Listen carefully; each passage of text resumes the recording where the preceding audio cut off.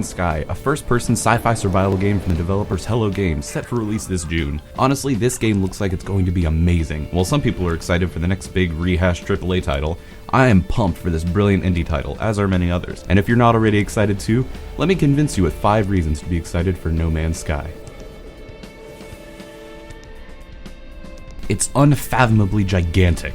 This game is huge, and you might be sitting here thinking, I've seen games that claim to have giant maps before. Well, to put this in perspective, most people consider Minecraft to be big. In fact, some people call it infinite, and it might as well be with an estimated size of 32 quadrillion blocks square. So to put that into more understandable terms, that 32 quadrillion square meter area would be larger than Neptune, but that's only a single planet. In No Man's Sky, we have a procedurally generated universe which can create over 18 quintillion possible worlds to explore, or more specifically, 18 quintillion 446 quadrillion 744 trillion 73 billion 709 million 551,616 planets. This number is so insanely huge that the developers over at Hello Games estimate that 99.9% of planets will probably never be explored.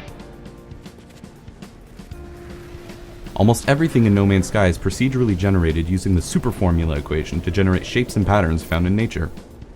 Everything from plants and animals to the terrain and weather of the planets you explore, and even the starships you find in the solar systems you fly them in. Even the music is procedurally generated using a system developed by a man named Paul Weir and the British band 65 Days of Static. Using a procedural generation system like this allows for the large size of the game, and means that each planet, animal, plant, and ship you see will be unique and never seen before. Now this all sounds pretty awesome, but you may ask, can I play with friends? Could we go and explore these planets together? Well, sort of. Everyone is dropped into the same version of this pseudo-randomly generated universe, but it's so big that the developers say you might not even ever run into another player, with a near 0% chance of it happening. But with that being said, once planets are discovered, they can be logged in an online atlas of the universe, and you're free to warp to any of them, where you could theoretically meet up with other players, which would allow for impromptu groups and starfleets, trade routes, or a number of other creative community-based systems.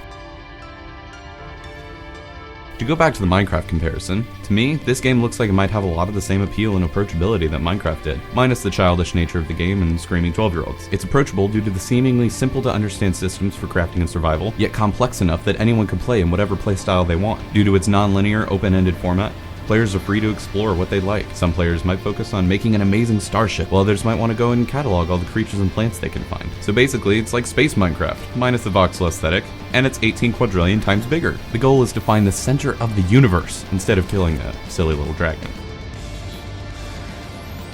We could talk about mechanics and super formulas all day, but when it comes down to it, a big part of the experience is how the game looks. The smooth and colorful aesthetics make it a gorgeous game, all while not being insanely graphically intensive. This means most gamers with a mid-range PC or higher should theoretically be able to run it just fine. I mean, it's set for release on the PS4, so obviously it can't be too intensive. But the lower demand for processing power means that it will be more widely available, allowing more players to explore and create in this universe, as well as making it generally more approachable, with something of a fun and interesting look and feel focused on exploration and the experience of playing, versus something like Star Citizen, which has more of a serious and realistic tone to its aesthetics.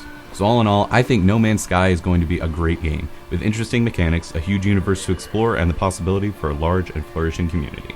I'm Taylor here on Fractured PC. Thank you so much for watching.